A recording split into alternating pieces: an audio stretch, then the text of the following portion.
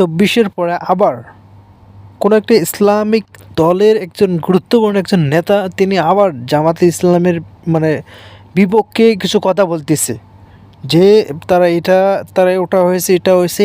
So এইটা ওটা বলেই তো এতদিন ধরে শেখ হাসিনা এরকমভাবে আলেম ওলামাদের উপর জুলুম অত্যাচার করেছিল। আবার এই কাহিনী আবার এরা থেকে শুরু করে দিয়েছে। আমরা বলবো হেফাজতে ইসলামের যারা আছেন আমরা বলবো যে এটাকে অ্যাকশন এই বিষয়ে অ্যাকশন নেন। কারণ ২৪-এর পরে আমরা এরকম আর হতে চাই না। হ্যাঁ, মানে সমস্যা হতেই পারে, থাকতেও পারে, কিন্তু এটাকে সবার সামনে প্রচার করে শেষ এইরকম আমরা চাই না।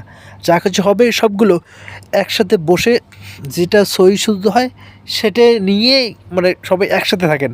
কিন্তু আবার দেখি হেফাজতে ইসলামের একজন বড় একজন নেতা গুরুত্বপূর্ণ তিনি আবার দেখি জামাতে ইসলামের মানে তার সম্পর্কে অনেক এমন ধরনের কথাগুলো বলতেছে যেটা সাধারণ মানুষ এগুলো শুনে অবাক। ২৪-এর পরে আমরা এমন চাই না, সবাই একসাথে থাকবে। হ্যাঁ, সবাই মনে করেন যে বিভিন্ন জায়গায় মিল না থাকতে পারে, কিন্তু বসে আলোচনা করে এটা কমপ্লিট করতেই হবে।